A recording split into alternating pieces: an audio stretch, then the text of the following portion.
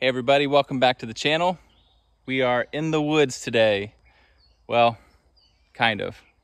I've never taken you guys back here, but I wanted to do that to show you a couple different things. And if you're new to the channel, we enjoy chickens and fruit trees, and especially figs, and then somewhat recent is persimmons for us. And so today's video is going to be about persimmons. And so my brother and my dad planted these persimmons back here, and we're in zone 6A here in Ohio. And so we just have a small little section where the sun can cross over from east to west and give these guys the sunlight that they need. And so we haven't seen a whole lot of fruit on them, but if you've never seen a persimmons tree, you would think it would be a little bit bigger than this. But it's about, I'm gonna guess 12 foot tall at this point. And if you've never seen a persimmons fruit, we're gonna show you this right here, hopefully. And maybe you can see that. I don't know if it's gonna zoom in for you, but that little flower became a fruit. And so this will grow, these with these American persimmons, they'll grow and be about, I don't know, about the size of maybe a nickel. So they're not real big, but the deer love them. That's why we planted them back here. In fact, there's 1, 2, 3, 4, 5, 6, 7 or 8 of them down this strip right here.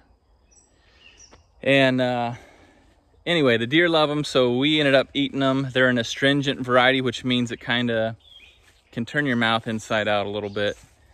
And it's just not a very good taste until they ripen fully, which is in the fall. They'll actually have the skin on them will actually wrinkle a little bit. And so that's when you know you have a ripe persimmon, when they're astringent.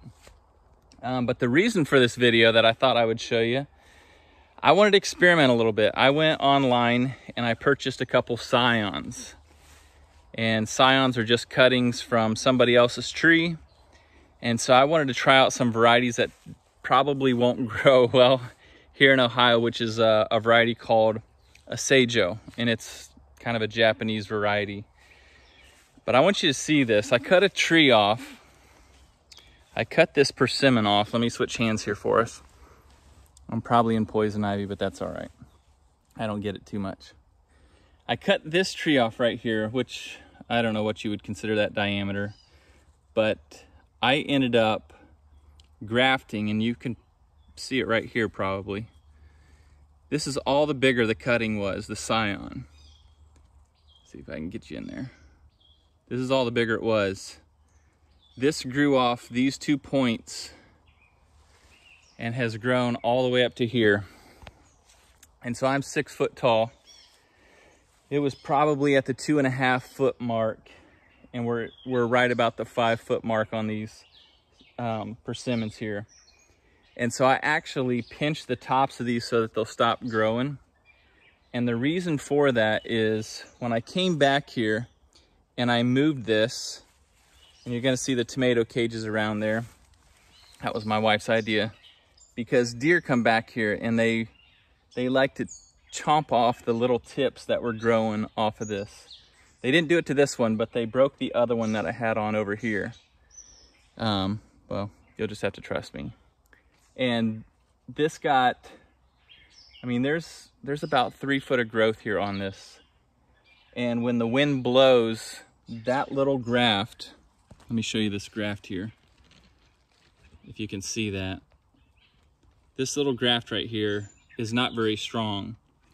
So when the winds come in, and it's pretty well protected in here, but I don't want this to break off.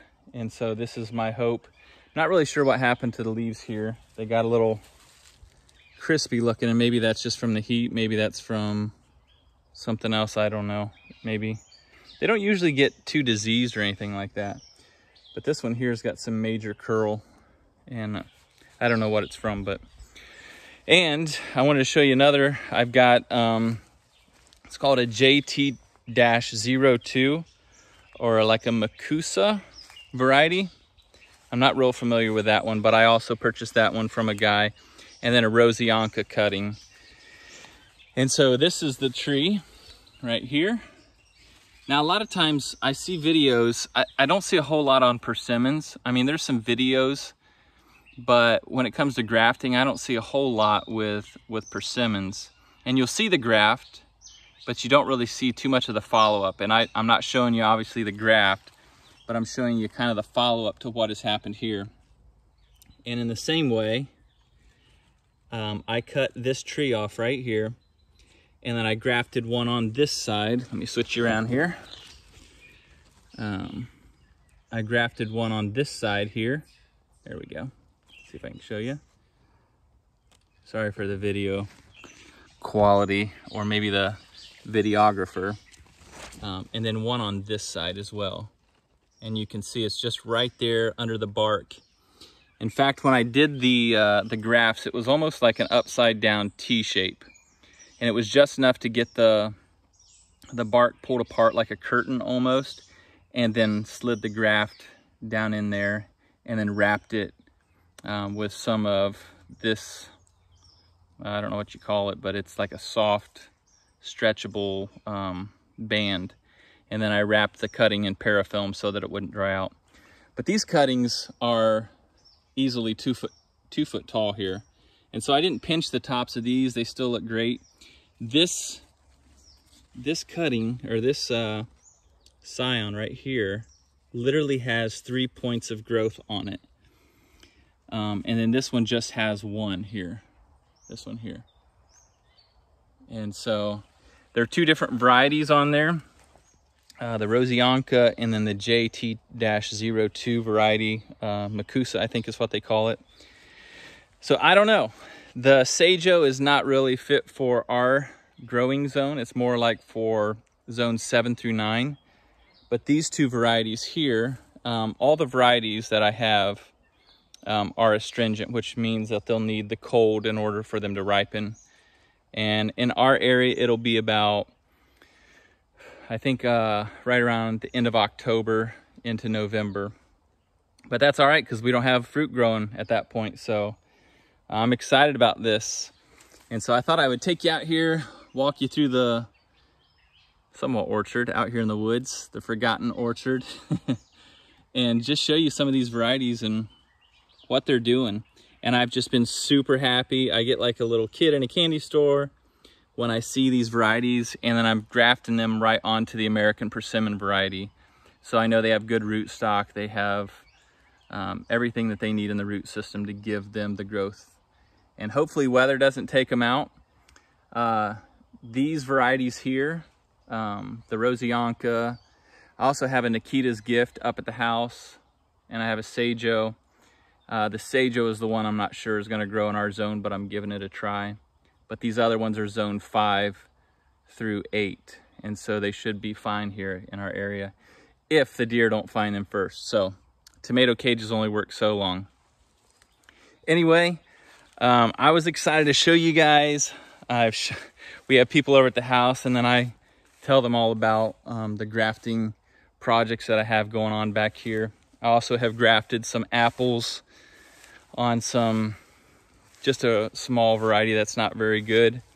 I had a 5-in-1 apple tree, but we had a tornado come through here, believe it or not, a week ago, and it tore the whole branch off. It was about 7 foot tall, and it broke it off. So I no longer have that, but just means I got to try again. And then these are the other persimmons that we have, and they're about 15 foot tall at this point, maybe.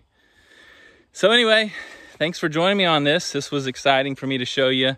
Been wanting to do it for a while, and especially when I had come back and I had seen how big those varieties have gotten. So, all right, I'm done talking, but thanks for joining me back here in the woods. We'll see you guys on the next video.